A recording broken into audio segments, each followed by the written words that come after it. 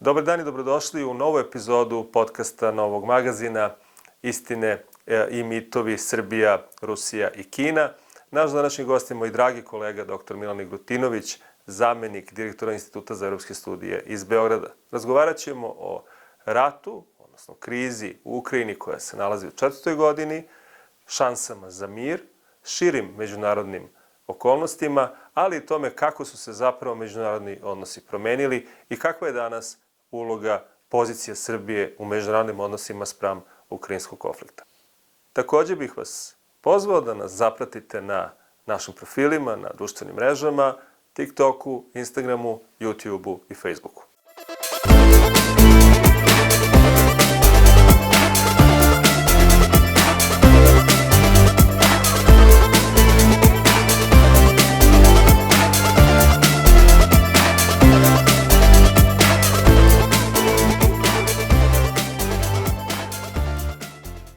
Dragi Milane, dobrodošao u naš podcast. Veliko mi je zadovoljstvo da si naš gost danas.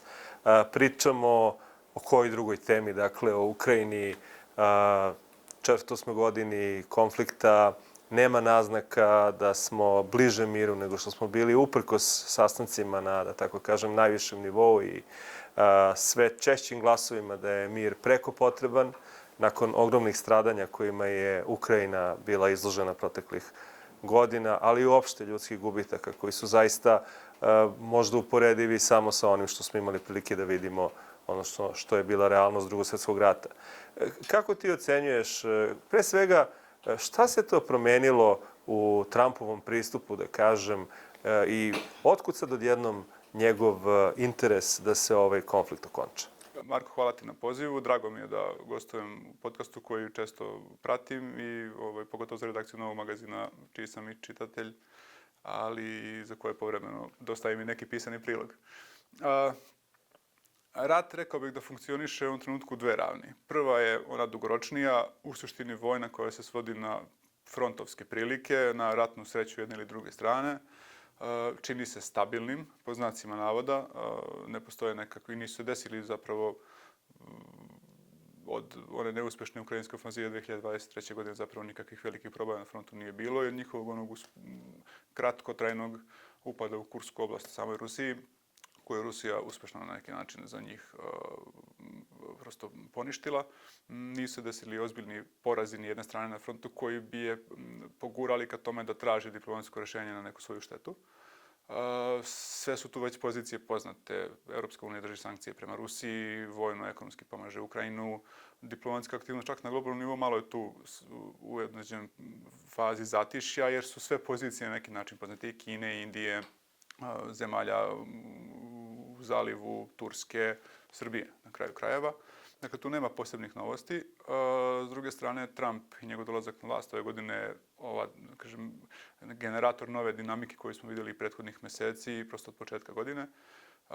Setimo se prošle godine i izborne kampanje za američke predsjedničke izbore. On je na tom pitanju ozbiljno napadao Joe Bidena i govorio kako da je on bio predsjednik od 2020. godine, rat se ne bi desio, jer bi on na neki način već uspio da dve strane privoli na neki dogovor. Sa druge strane, to nije samo njegov lični stav. Distancu od rata u Ukrajini, odnosno od ruskog napada na Ukrajinu i od američke uloge u tom ratu, koju je Joseph Biden postavio od samog početka, američki republikanci su prvo stidljivo, a potom sve glasnije govorili prethodne možda oko 2 godine. I podsjetit ću na programski dokument Heritage Fondacije koji se zove Projekt 2025, koji je na modeljku u spoljnoj politici govori kako to prisustvo Amerike u tom ratu, odnosno vojna i ekonomska pomoć Ukrajini, treba da se smanjuje kako bi se američki resursi očuvali zarad onoga što je njihova glavna globalna borba. To je konkurencija sa Kinom, ekonomska, pre svega politička, donekle vojna još uvek nije, ali prosto kompeticija dve vojne industrije je potpuno jasno trenutno na delu. I na neki način, ako netaktičan, uglavnom ne diplomatski, kako smo duše na neki način već navikli od Trumpa, on to sprovodi od januara ove godine. Sa jednim toplo-hladnim pristupom, on ima izjave neke vrste oduševljenja prema Putinu, onda čak i određene prijetnje da ako Rusija ne zaustavi rat u naredne 2 nedelje, da će onda da razmisli o jačim sankcijama prema Rusiji. Ono što je aktuelna prijetnja koja ne dolazi originalno od njega, ali od Kongresa, to je da će prema trećim zemljama koje od Rusije sarađuju na energetskom nivou, odnosno da kupuju od ruske energente, da će prema njima dovede carine, dodatne carine na američku trgovinu sa njima. Dakle, u njihove glavi oni rade vrstu toplo-hladno pritisak prema Rusiji. On je uspeo da prvo je slao svoje emisare, odnosno Marko Rubio, državni sekretar, se u Dohi sreo sa Sergejom Lavrovom. To je bilo nekoliko rundi razgovora gde je Ukrajina bila samo jedna od tema. To nije čudno, 2 velike sile imaju mnogo više dodirnih tačaka od prosto jedne koja ih deli u tom trenutku. I sa druge strane da organizuje ovaj brzinski summit na Aljasi između njega i Putina, koji zapravo nije ništa posebno porodio. Možda je porodio dogovor da se ostane u ozbiljnijem kontaktu i da se nekakav dijalog ne prekida, ali to ćemo tek vidjeti, ali čini se da prosto imaju makar komunikaciju na nekom strateškom nivou, na nivou 2 šefa država, što nije loše u tekućim okolnostima rata. Imam nekoliko sad, da kažem, podpitanja, odnosno prosto ovo tvoje uvodno izlaganje mi otvara kod mene nekoliko pitanja. Da li ti veruješ da je moguće sada Rusiju, da tako kažem, vratiti u onaj sistem međunarodnih odnosa u kome možda i odlučujuću reč ima Zapad? Da li je to izvodljivo? Mislim da nije. Stvari su već otišle u tom smislu predaleko. Jedan značajan segment Putinovog viđenja rata i moskovskog, u suštini ne samo njegovog ličnog, državnog, jeste jedna vrsta jačanja i razvijanja tog antizapadnog, ne samo narativa, nego platforme na kojoj se taj rat vodi. Rusija je jako puno uložila energije da se rat predstavi kao defanzivna ruska borba protiv Zapada, a ne kao puka ofanziva, odnosno agresija na susednu suverenu državu. Dakle, to je na ravni narativa tako, ali i u glavama prosto mnogih ljudi oni to tako dominantno gledaju. Ako gledate čisto globalno politički, lako vam je da nabasate na argumente iz tog domena. Sa druge strane, razmišljanja o Europskoj uniji su nikada nije bilo ozbiljnih planova da se Rusija može integrisati, na primjer, u Europsku uniju. Od toga da je zemlja prosto prevelika, da bi jako puno koštala, da kad biste imali takvu članicu u Europskoj uniji i od glasačkih prava država do svih mogućih kombinacija političkih, to bi bila potpuno drugačija formacija. Ni sa ruskom elitom Zapad, odnosno zemlje Europske unije, nisu radile onako kako su radile sa ostalim elitama, kako su pokušavale da im objasne, ukažu, na neki način približe Europsku uniju. I to je možda propuštena prilika iz 90. godina. Ne bih se tu vraćao na krivicu, nije se historiografija još ozbiljno sa tim uhvatila u koštac i teško reći sad kriv neko, jedna ili druga strana. To je ona pravda pobednika, takozvana. I ona čuvena tema ko je kriv, da li je bilo obećanje da se NATO neće širiti na istok, što Rusija stalno ponavlja. To, kažem, još uvijek moramo da čekamo da dobijemo neke adekvatnije odgovore na ta pitanja. Ali moguće da je prilika propuštena i da takozvana bezbednosna arhitektura kontinenta je ostala nesavršena i nezavršena. Dakle, ako imate jednu veliku silu, najveću zemlju u Evropi koja je isključena na neki način iz toga, to će uvek da bude jedno škripanje u sistemu. I sad ovo škripanje koje je tako 20 godina funkcionisalo i moglo da se time upravlja je otišlo prosto pravcem rata. Otišlo pravcem rata u suštini konačnom odlukom Vladimira Putina da rat povede. To je pitanje koliko je ruska politička elita bila za rat kao opciju. Jedno je imati neprijateljski odnos i prosto baviti se, ako hoćemo, hibridnim ratom, ovako čisto ili po znacima navoda, a drugo je prosto pokrenuti rat. To je i krivično delo po međunarodnom pravu i ceo set problema otvorilo. Podsjetimo, Vladimir Putin je optužen kredibilno za kršenje konvencije o genocidu pred Međunarodnim krivičnim sudom. Teško je zamisliti scenario, osim totalnog poraza, ovdje u smislu Rusije, jer nije ovo rat koji će Zapad izgubiti totalno. Može ga izgubi Ukrajina, ali neće Nemačka biti vojno poražena i Francuska. Sem nekako kolapsa državne vlasti u Rusiji, totalnog poraza, unutrašnje krivice ili nekih budućih izbora koji su apsolutno sad ne mogu se linearno projektovati i planirati. I kad bi jedna prosto drugačija elita bila na vlasti, to da, ali sve dok rat traje nije realno očekivati da se tako nešto desi. Ne postoje ni planovi. Ja ne znam ni da postoji ne samo vlada ili kružok, ne postoji naučni institut, ne postoji nevladina organizacija, ne postoji neki skup intelektualaca koji je rekao ovako bi trebalo da izgleda buduća Evropa za 20 godina, koja uključuje i Rusiju u tome. To ne postoji. Da, sad bih te tu rado pitao da li su u Srbiji toga svesni, ali to ćemo ostaviti za kasniji deo razgovora. I malo bih se sada posvetio, da kažem, Ukrajini.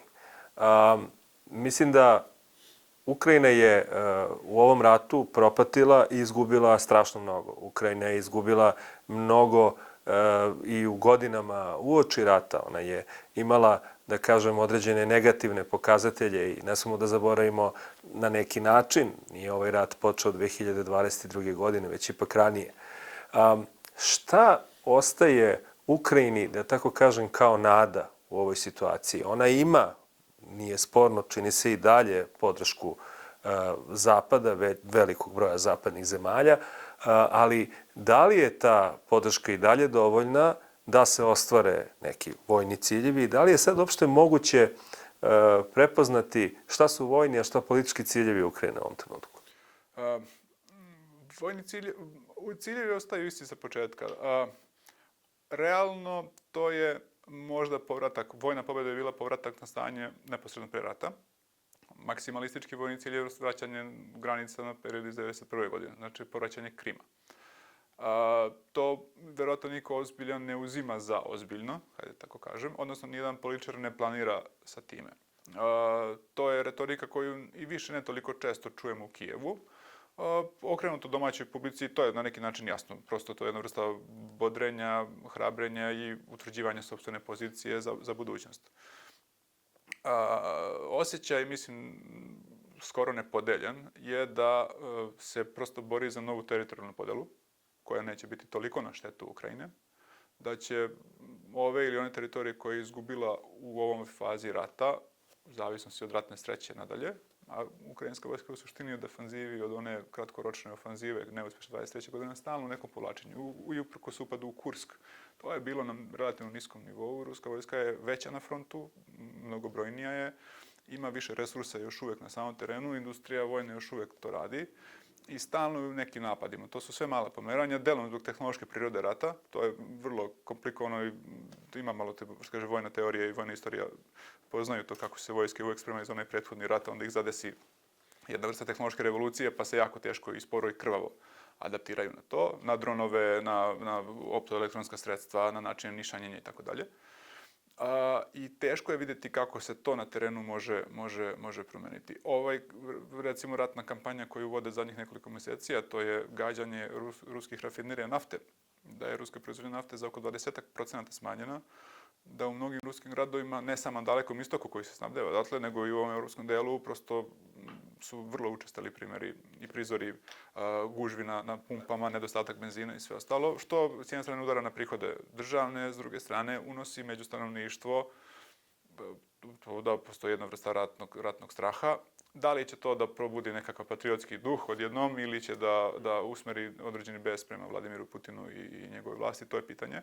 Ali prosto cenu rata rusko društvo također počinje sve više plaćati. Neuporedivo, naravno, sa Ukrajinom koja ima svaki dan civilne žrtve, ratna razaranja i ratnu štetu. Ukrajina se verovatno nada kakvom takvom podnošljivom gubitku teritorije i naravno određenim bezbednosnim garancijama koje niko ne može da definiše tačno šta su i niko ne može sam za sebe da definiše jer zavise od vrste kraja rata, načina na koji će se rat završiti, verovatno pristanka međunarodnih aktera, pre svega Rusije, jer bez nekog pristanka, iako stalno Rusija drži nišanu, to nije neko razumno rešenje. I prosto onome ekonomskom i političkom uključivanju, ako ne u NATO, onda barem u Europsku uniju. Demografski gubici su strašni. Onaj talas izbjeglica koji je otišao 22. godine se u velikoj većini nije ni vratio. Oni su nedavno u tim debatama da li će ove najmlađe generacije od 18 do 22 godine pozvati u vojsku, odnosno obaveznu mobilizaciju za rat. Sada su im dozvolili da idu iz zemlje, da bi neku mladost na neki način sačuvali. Prethodno su prag smanjili. Tako je. Spuštali su ga 27. pa na 25. i tako je to ovako stepenasto išlo. Dakle, Ukrajina se nada ja verujem, podnošljivom gubitku teritorije. Kako je takvoj stabilizaciji stanja, jer njima nekako novo primirje koje će ličiti na ono primirje iz 14. do 22. ne znači puno, jer to je stalna pretnja ratom. ali se, mislim, ponajviše nada jasnoj i kratkoročnoj perspektivi članstva u Europskoj uniji. Dakle, ne da prođu kao što mi prolazimo, ili Balkan ceo i neke druge zemlje, Turska, nego da postoji. To je van domašaja. To me jeste, rekao bih, mislim, naravno, pored mnogo problema, to deluje kao osnovni problem, jer sve što si pobrojao, ako se čita ono što dolazi iz Kremlja, dakle, zvuči neprihvatljivo Rusiji. Dakle, mislim, bezbednosne garancije koje uključuju razmeštanje stranih trupa, imali smo izjavu da bi one bile smatrane legitimnom metom, insistiranje na tome da Ukrajina ne može biti deo zapadnih bezbednosnih saveza i tako dalje. Ali Europska unija izgleda kao argument Europske unije izgleda da je u Moskvi su spremni da ga dopuste da u nekoj formi postoji, dakle da integracija Europsku uniju može, ali u NATO naravno ne može. Ruski vojni ciljevi se od početka rata su se promenili samo pomalo u retorici. I malo su dobili jednu stratifikaciju. Dakle, ovo može, ovo ne, ali nije to bio rat za teritoriju, pogotovo nego koji sada drže. Ambicije su bile mnogo veće, ambicije su bile u suštini u nivou kontrolisanja cijele države ili njene ogromne većine. Kako ona ne bi otišla na neki način u zapadni kamp, jeli? I kako ne bi bila, kako oni kažu, antiruska tvorevina. To su ciljevi u suštini dan danas. Ako možete u Europsku uniju, ne možete u NATO pakt, nećemo NATO trupe na vašoj teritoriji, nećemo da razmišljamo s tim. Oni uslovi denacifikacije i denacifikacija bila onako više unutrašnje simbolička, ali to će se svesti na temu ruskog jezika, ruske literature, prava rusko govorećih u Ukrajini. Demilitarizacija će ostati neka vrsta uslova. Rusija će tražiti ograničenja buduće ukrajinske vojske. Ali to će sve staviti Evropsku uniju pred ogroman i jedinstven izazov sa kojim se ona nije suočila do sada u svojoj istoriji. Ne samo da će prvi put deliti granicu sa zemljom koja je potencijalno ratoborna, dakle prema njoj i nema nikakvih garancija da se sukob ne bi, ako bi ona prihvatila Ukrajinu kao članicu, već bi ona morala brzo da promeni svoju spoljnu, bezbednosnu i odbrambenu politiku. Odnosno promeni svoju unutrašnju prirodu. I da promeni samim tim svoju unutrašnju prirodu. Koliko tebi to deluje realno? Ne deluje mi realno. Delom zato što, znaš, ne postoje strukturisani razgovori o tim reformama koji bi dovodili do rešenja. Ne postoje čak ni pregovori da se takvi razgovori vode. Ako se sećaš, poklopilo se sa početkom korone, ona konferencija o budućnosti Europske unije koja je potpuno zamrla zato što je korona poklopila, svi troškovi korone, ceo te društvena dinamika koja se desila, sve je to ostalo zaboravljeno, ali ona i u tim preporukama zadnjoj se nije mnogo ticala zajedničke spoljne i bezbednosne politike, unifikacije politike odbrane, čak ne ni povećanja fiskusa i onog zajedničkog duga u čemu se Nemačka ili tradicionalno najviše opire. Za sada se čini da su politike u praksi ostale na nivou industrijske industrijske politike, zato što se iz zajedničkog budžeta to donekle može finansirati. Možete finansirati robu dvostruke namene ili neke tehnološke projekte koji onda imaju vojnu primjenu. Lisabonski sporazum ne dozvoljava finansiranje ne samo oružanih snaga Europske unije, nego finansiranje nacionalnih vojski. I vi onda morate da pravite neke aranžmane potpuno van sporazuma, van dogovora, što sve jako puno košta.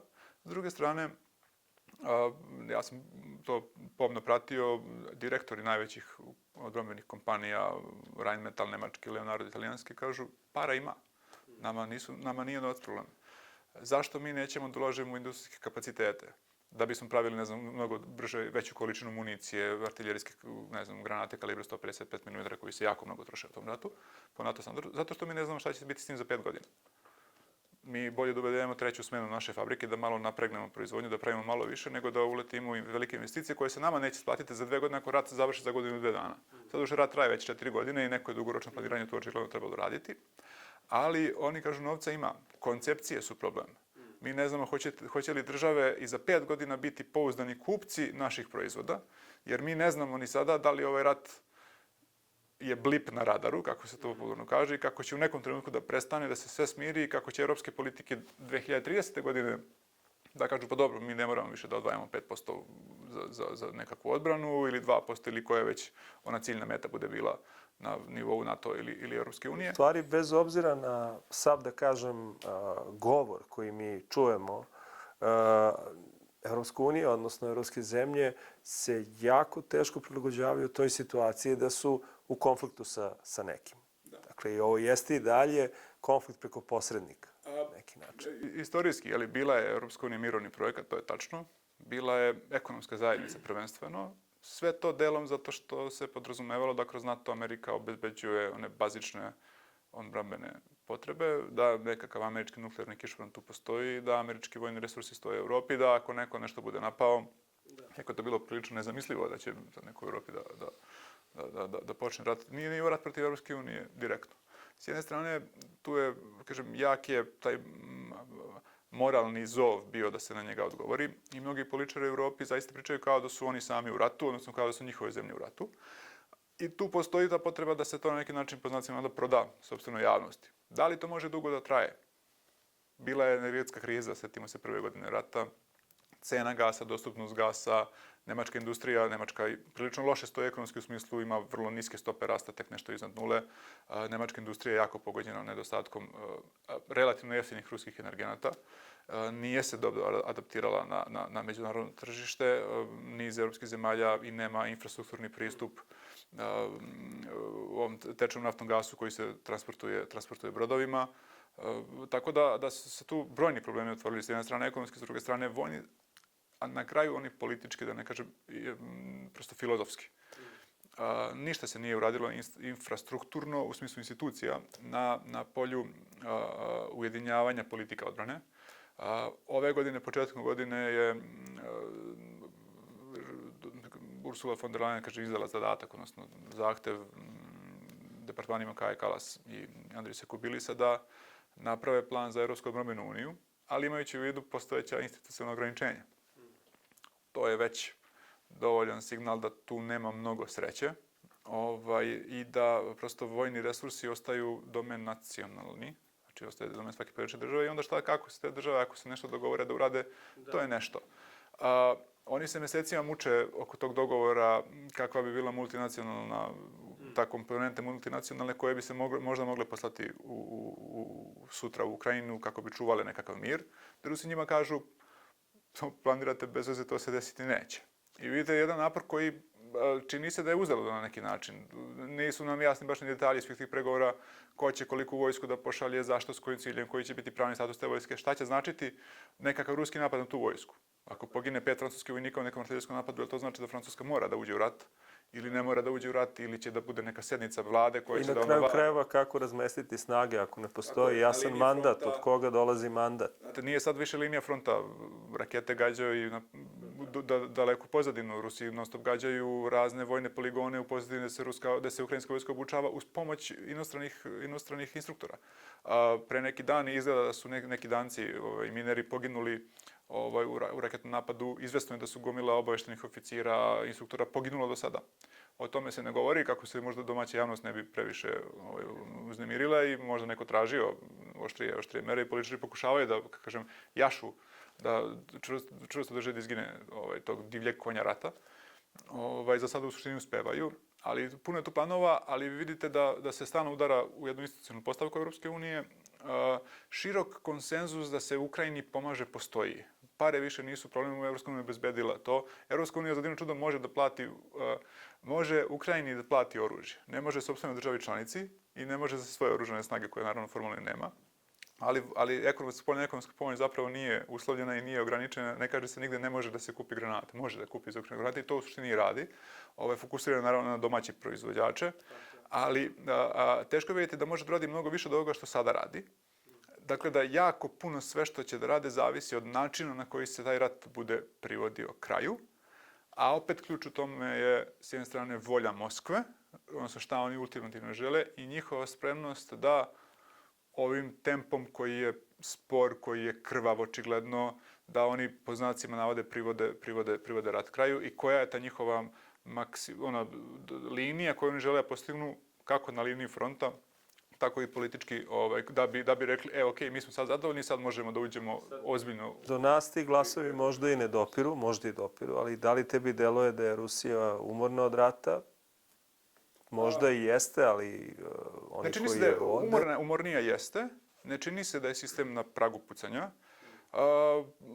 Onako anegdotalno čujemo ljudi koji su eto, zadnjih godinu, dve išli u Rusiju na duže vreme i živeli, da u suštini je život relativno normalan za civile. Ima inflacije, ima većih cena hrane i svega toga. Malo je to stignuto, ali to nije, mislim, nije ni uporedivo s našom, ne znam, krizom 90. godina. To je apsolutno daleko od toga. Ono što je nekomfornije, to je za onu višu građansku klasu koja je mogla da putuje u Evropu, da letuje. Oni su mnogo više, njihov način života je mnogo više pogođen. Ali, kaže, to cinično čitanje ruske politike će reći kako je to zgodno došlo političarima, da one koji su inače bili prirodna opozicija, da im na kraju pokvarili život i životne navike, a kako da onim siromašnima koji su težili da glasaju i za Putina i da budu podržavaoci, da se prosto njihov život nastavio manje više u jednom, kako kažem, uhodanom ritmu bez mnogo štete. Jedan ruski komentator, ne previše blizak Kremlju, ali pouzdan je rekao 5% je u ratu, 5% stanovništva radi za rat i oko ratnih tema, 90% živi svoj život. To tako izgleda. Ruska ekonomija na makroplanu jeste sve stegnutija. Izvori rasta koji su zadnje 2-3 godine bili u vojnoj industriji se polako stežu i to će teško da se prosto tu razvija. Ima niz civilnih sektora koji su sve loši, aviosaobraćaj koji trpi zbog sankcija i nedostatka delova. Sada pa je memorandum sporazumevanju sa Kinom oko onog famoznog gasovoda Snaga Sibira 2, koji je samo memorandum, koji nije nikakav tvrdi ugovor. Vidjet ćemo da li će njima mentalno da ih gura u tom smeru. Postoji taj jedan zamah vlasti, tog otklona ideološkog intelektualnog zapada, traženja svojih saveznika na istoku, kako Rusi kažu, mirovo je boljšinstvo, svetska većina. Naša svetska većina prihvata. To je manji deo, 34 zemalja na svetu je u nekom sukobu s nama, to su režim sankcija ili bilo čega, ali 4/5 stanovništva sa nama svetskog funkcioniše normalno. I oni to vole, kažem, malo izokrenu to stanje stvari i kažu nećemo to shvatiti kao problem, ovo je za nas prilika i tako se ponašamo. Dakle, može ruski poredak, ruska država i rusko društvo još ovog rata da vodi na ovaj sličan način.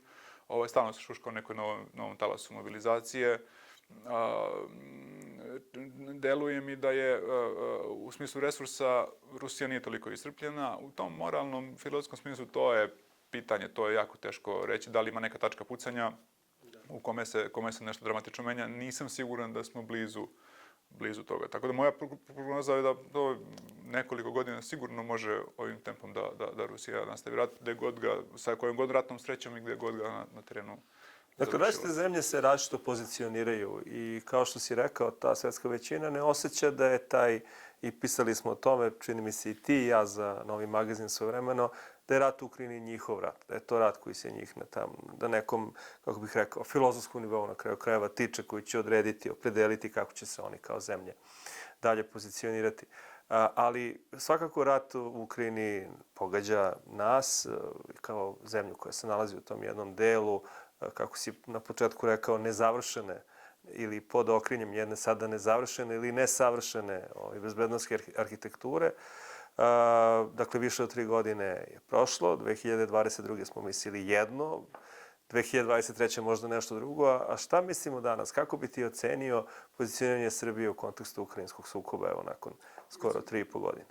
10 meseci iz poznatog razloga da je ta tema u suštini malo sklonjena iz pažnje javnosti. Mi smo obuzeti sopstvenim unutrašnjim problemima i to je normalno i razumno. Postoji određeni zamor od rata. Mislim da državna pozicija formalno je utvrđena na onoj čuvanoj sednici Prvog saveta za nacionalnu bezbednost, da je rečeno nema sankcija Rusiji. Tome se ostalo verno. Ja sam mislio da će možda u nekom trenutku neke od paketa sankcija koji recimo gađaju pojedince, ne gađaju rusko društvo. Tako, znači, to je, kad kažemo sankcije Rusiji, mislim da je 18 paketa do sada bilo, a to je u smislu mera, to je desetine pojedinačnih mera s kojima Srbija može i sa pojedinačno da se usaglasi ili ne mora. Znači, to nije samo jedan paket uzmi ili ostavi. Ali je država ostala na tom kursu i na neki način čini mi se da je do sada uspela da navikne svoje okruženje, znači u regionu i svoje sagovornike na zapadu pre svega, da to ta politika, i nisam siguran da trpe neku posebno više kritiku zbog toga, da više i nema očekivanja zapravo da će se ta politika promeniti. Predsjednik države više puta javno i čak i pred Ursulom von der Leyen rekao da se ta politika u suštini neće menjati dok je ona vlasti. Naravno, u nekim papirima državnim piše po nešto drugačije, da će Srbija da se usklađuje svoju spoljnu politiku do 2026. ili 2027. godine. Nisam siguran da taj papir ima veću prednost, da državni papir ima veću prednost od reči predsjednika države u našim okolnostima, da je volja jednog čoveka ono što tu dominira. I mislim, nalazimo se trasirani, uhodani put zapravo već. I ja tu ne vidim nikakve posebne promjene sa državne pozicije na nivou sankcija i tog formalnog simboličkog odnosa. Ono što se menjalo jeste ono što nama nema baš detaljan uvid, to jest taj izvoz oružja i municije koji na ovaj ili onaj način završava u Ukrajini sa tim naponom naše vojne industrije koja pojačano i u tom smeru izvozi očigledno za Izrael. To je također važna spoljnopolitička ta veza nova. I što je također razlog zbog čega je na neki način kupljeno nešto ljubavi na zapadu, da je verovatno važnije da se isporučuje naoružanje i vojna oprema nego da se Srbija nije posljednja zemlja, ima ih, mislim, Turska nije uvela sankcija, formalna evropska zemlja, i da je veća korist od toga nego što je šteta od toga što Srbija ne uvodi sankcije Rusiji. Drugo, rekao bih da je uloga Srbije, ugled i pozicija su u osjetnom padu zadnjih godinu, dve, i da toga, ono šta će Srbija da uradi je prosto manje bitno sada nego pre 2 ili 3 godine. Da, iz razloga koji nemaju mnogo... Koji su više unutrašnji sad politički. Nekoliko i stranih ambasadora ovde, to sam usput prosto čuo da Srbija sad kad bi uvela sankcije ne bi mnogo pomerilo iglu raspoloženja u Briselu prema nama. Mislim da to naša vlada također dobro zna i da prosto nije to prosto nije živa tema. A da s ove strane, kažem, izvoz naoružanja vojne opreme preko čeških firmi, američkih firmi ili kako već ide, iako ne postoji nikakva međunarodna mera koja bi zaplanirala da bi direktno... Naravno, tu nas brine jako pitanje energenata, ali čini se da se tu radi na nekoj diverzifikaciji, da se traže neki alternativni načini, ali šta god da se traži, ne može se nadomestiti dovoljno brzo ono što stiže. Meni je čudan, naravno, pitanje NIS-a, pitanje vlasništva u NIS-u i američke sankcije koje svakog mjeseca kao Damoklov mač vise na tom kompanijom. Mislim, trivijalna stvar, znaš dobro da čitav niz kompanija ovde prisutnih je prosto prekinulo saradnju sa NIS-om u strahu reakcija međunarodnih i onoga što se zove legal compliance, šta će da se desi. Ja sam skoro provjeravao na Google Play Store-u, ti ne možeš više skineš 2 aplikacije koje su radile sa NIS, to je onaj Drive and Go i sa nama na putu. Ja ih imam instalirane, ali ne možeš Google ih je prosto povukao iz svoje ponude. Tako da te jedne sitne sankcije postoje. NIS je pod sitnim sankcijama Evropske unije od 2014. godine. Nije mogao se zadužuje na bankarskom tržištu sa ročnošću već od mjesec dana zbog prosto procenta udela ruskih firmi koje su tad bile pod sankcijama, Gazprom Njeft, odnosno majka firma Gazprom. Dakle, to je poseban problem naš. Država se tu postavila tako da ne želi da, asertivno nastupa prema Rusiji sa nekakvom ponudom za otkup akcija. Rusija očigledno ne želi da proda, verovatno ni po koju cenu, jer je ukupna korist prisustva u energetskom sektoru ovde, ekonomska i politička, verovatno daleko veća od bilo koje sume u novcu koje bi mogla kratkoročno da izvuče. Tako da je to jedan verovatno stup i zalog uticaja i budućeg na ovom tlu. Ta naftna alternativa koja se traži preko družbe i preko Mađarske meni se čini u suštini promašenom, zato što je družba prvo naftovod koji je pod stalnom tehničkom pretnjom, da tako kažem, odnosno pod određenim vojnim napadima. Na kraju Ukrajina ga može zavrnuti bilo kad. Gledajući strukturu uvoza naše nafte, koja u ogromnom procentu dolazi preko Omišalja, odnosno preko Janafa i naftovoda iz Hrvatske. NIS je ubedljivo najveći klijent tog naftovoda. I do početka rata ruska nafta uopšte nije bila dominantna. Iračka nafta je bila procentno najveća. Verovatno doduše iz onih polja na severu, u onom kurskom delu, gde Gazprom ima određene svoje licence, pa je to određena poveznica, ali strogo formalno Srbija nije od Rusije mali procent nafte dolazio. Nama je sad kazahstanska nafta jedan solidan procent i najveći pojedinačni izvor kako se uvozi. Tako Srbija tu ne krši zapravo, NIS tu se kako kažem, vlada u skladu sa međunarodnim sankcijama i sa njihovim praktičnim posljedicama na našem terenu.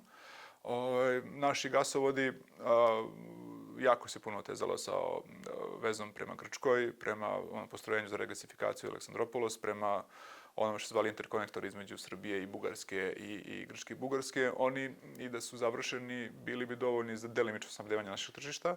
naši kapaciteti su veći, mi možemo da snabdevamo i Sarajevo donekle može da se snabdeva, tranzit ide preko Turskog toka, može da ide gore u Mađarsku i nekakav prekid bi ugrozio i, kažem, naše novčane tokove i našu energetsku bezbednost. U svakom slučaju potrebno je vreme i potrebne su realistične alternative kojih i nema. Tako je. Sad krovna stvar. Nećemo pogrešiti ako kažemo da i politici naše države 2022. godine i sada u suštini rat nije odgovarao. Nisu oni očekivali rat, nisu mu se nadali, nisu ga želeli i bili bi jako srećni da se taj rat što pre završi, jer bi ukupna pozicija, ono što se zove pomalo trivijalna multivektorska politika Srbije, bila mnogo lagodnija da ovog rata nema. Tako da ja zaista verujem da, kažem, zvanični Beograd iskreno želi što pre kraj rata. Ako to znači rusku pobedu, super, jeli, nema veze, neće mnogo da brinu tuđe brige, ali mislim da ta pozicija i da se stalno, prosto se pliva u mnogo lošijim okolnostima nego što se one bile do 2022. godine i dok se rat ne završi, mislim da se situacija u tom smislu neće popraviti. Sve će opcije biti mnogo teže, mnogo skuplje. Teže će biti privući ikakve strane investitore i ozbiljnije energetske igrače da priđu na Balkan. Ovde su regionalni igrači dominantni, NIS, OMV, MOL, Hellenic Petroleum, vi ovde nemate ozbiljne strane naftne ili gasne kompanije. To me sad vodi da kažem negde, možda ne poslednjem pitanju, ali ulazimo da kažem poslednji deo našeg razgovora i volao bih sada da napravimo jedan onako mali i otklon i jedan širi rakurs, da kažem, a to je kako ti vidiš na koji način je ovaj rat u Ukrajini promenio zapravo prirodu međunarodnih odnosa, da li ih je uopšte promenio ili je potvrdio u stvari neke premise koje su možda bile zaboravljene na neko vreme. I kakav je to svet u koji mi ulazimo sada, evo, 2025. godina, u godinama pred nama? Kako će to biti svet? Manje stabilan, pretpostavljam, više nepredvidljiv? Više nepredvidljiv. Rekao bih da je rat katalizator promjena koje su se uglavnom već videle. Znači, neke od njih je ubrzao. Nije on puno skrenuo tok mainstream dešavanja. Sam si rekao, rat je neki počeo 2014. godine. Bilo je puno mrtvih, hiljade, ruska vojska je bila onako prošvercovano angažovana u samoj Ukrajini na terenu, delimično sa svoje strane granice. Izvesno je da su ruske trupe na Krimu prosto preuzele kontrolu nad poluostrvom i omogućile da se politički to anektira kako se već anektiralo. Da su podržavali pobunjenike sa terena, ljudi iz Rusije, dobrovoljce i ceo onaj splet, onu menažeriju koja je taj rat sa te strane vodila. I od tada prosto jedna vrsta, animozitet je slaba reč, ali jedna vrsta neprijateljstva je bila potpuno jasna. Više se nikakvi ni ozbiljni planovi između Brisela, u ovom smislu Ruske unije i Rusije, nisu pravili.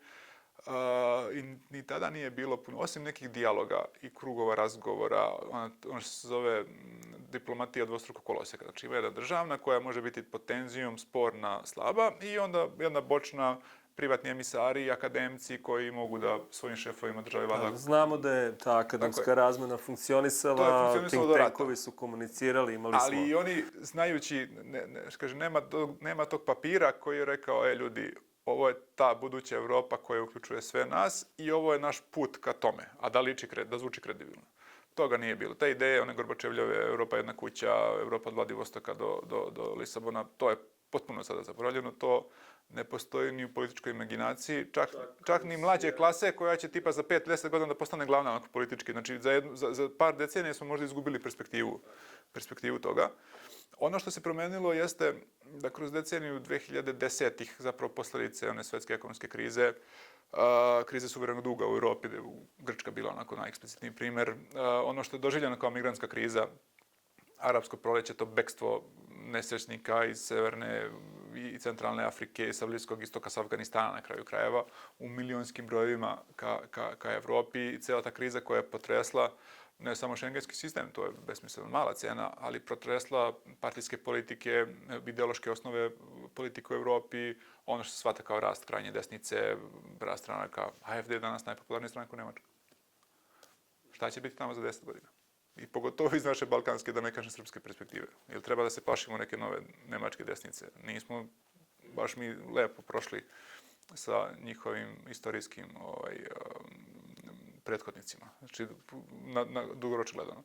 A s druge strane, Kina je sve vreme to imala stabilan rast, njena ekonomija je rasla, njen ugled je rastao, a njene kompanije su se postavljale kao nezaobilazne u svetu telekomunikacija, tehnologije, nekad su pravili najjeftinije, sada prave sasvim pristojne proizvode za pristojne pare. Sada su već toliko ušli u autoindustriju preko električnih vozila da direktor Forda smatra da je ta bitka već izgubljena. Sledeće što ostaje možda avioindustrija, kosmičke neke tehnologije i ono što bi se reklo njena politička uloga. Ona je uspela da deluje kao mirotvorac, da recimo među Iranom i Saudijskom Arabijom bude kreator, da ne kažem facilitator nekakvog njihovog dogovora koji stoji. Te zemlje nisu u posebno tenzičnim odnosima i Saudijska Arabija nije učestvovala u ovom kratkotrajnom napadu na Izraela na Iran i Amerike na Iran, a u nekim drugim okolnostima bi možda bila prva da to uradi. Dakle, to je zadnjih 15 godina u odnosu na to kad se ovaj rat desio. I onda zbog tako značajne uloge Kine, zbog indijskih kapaciteta da apsorbuju rusku naftu, zbog finansijskih kapaciteta i arapskih onih čvorišta, Abu Dhabi, Dubai, Doha finansijskih, Rusija je možda i došla na pomisao da rat može da povede i da ekonomski udar i ekonomske sankcije preživi na nogama. Jer neće biti izolovana kako bi bilo u nekim drugačijim okolnostima. To možda nije bilo zanimljivo. I to je bila tema i kod ruskih analitičara. Zašto ste to radili 22. zašto niste od 2014. godine? Kada je Evropa bila nespremnija, kada je ukrajinska vojska bila potpuno demoralisana i koja se, kažem, institucionalno raspadala na ove proruske i proukrajinske, možda je to bilo srećnije rešenje da je Rusija tad napala ako hoće taj vrstu svoju maksimalističkog cilja da postigne na taj način i da po mnogo manju cenu nego sada to uradi. Možda su zapravo promenjene međunarodne okolnosti, ono što se na vrlo grub način može reći jedna vrsta slabosti zapadnih i država i tih struktura moći, koje su upale u jednu dozu, kako kažem, onog pesimizma, koje su izgubile zamah nakon unilateralnog dominacije Amerike 1990-ih i ranih 2000-ih, posle rata u Iraku. U stvari sada deluje da je najviše čemu mogu da se nadaju, da pokušaju da očuvaju pozicije koje imaju. A to u stvari nije neka politika, da kažem, koja je preterano ambiciozna. Ivan Krasta ima jednu sjajnu i zanimljivu paralelu koju kaže nekada Evropa bila misionar. Sve Evropa plus Amerika su bili misionari, išli su po svijetu, objašnjavali šta treba, kako treba i drugi su to slušali, ponešto usvajali i onda su išli, kaže, menjali svet po svom liku i delu. Sada je Evropa manastir. Neko ko se zatvorio u svoje zidine, ko živi po svojim pravilima koja su pravila vrline, lepa, humana, liberalna, demokratska, ali svet oko nje bukti. I Evropa se pretvara da ta buktinja nekako, ako i dolazi blizu zidina, će nekako moći da se reši. I da je to prosto jedno opasno razmišljanje. S druge strane, ta vrsta, kažem, moralnosti u međunarodnoj politici, znate, ko je podneo tužbu protiv Izraela za verovatni genocid u Gazi? Nije Nemačka, nije Amerika, nije Francuska, Južna Afrika. Neka druga država koja je isto neka nepotpuna demokratija sa vrlo tenzičnim odnosom, rasnim pitanjem, koja je deo BRICS-a, sa Rusijom, sa Kinom, ona je rekla, između svetske većine, ispred svetske većine, objektivno stala i rekla, evo mi ćemo da to uradimo. Sa potpunim kredibilitetom, sa onim što Izrael zapravo svojim činjenjem opravdava da se uradilo onda. Nije nekakva liberalni moral evropskih država ili zapadnog sveta, anglofonog sveta to uradio, nego neko drugi. I na kraju krajeva ilustruje i da se ne može jedan konflikt posmatrati izolaciji od drugog, dakle da za one koji to gledaju sa strane sve je to deo jednog, da kažem, neprekidnog kontinuuma konflikata koji se dešavaju i da prema tome se negde i izjašnjavaju da li je nešto iz njihove perspektive pravda ili nepravda. Tako je. Oni su živeli, mnogi su to cinično shvatili. Ovo je neka vrsta ruskog udara na zapad ili kontraudara, što je deo ruske priče, ali na nekom nivou i tačno, izvesno. I to su shvatili tako. I onda se onako cinično se okrenuli zapadu i rekli, trpite udar, baš nas briga. Vi ste imali moć da to rešite na drugi način, vi ste odabrali kako ćete te odnose da uredite. Meni se stalno uči jedna paralela, to je sa Drugi svjetski ratom. Znači, Amerika je učestvovala u Prvom svjetskom ratu u Evropi, poslala trupe, povukla se nakon rata, Senat nije ratifikovao američko članstvo u Društvu naroda, 1945. godine Amerika je bila neizostavni deo evropske bezbednosti i sve do sada. Možda će Kina biti još jedna vanevropska država koja mora da garantuje mir u Evropi, jer na ovom kontinentu, neću da kažem očigledno, ali čini se da države i političke strukture nisu sposobne da održavaju mir samim svojim dogovorima. Niti veruju jedni drugima dugoročno, već je potreban neki tutor.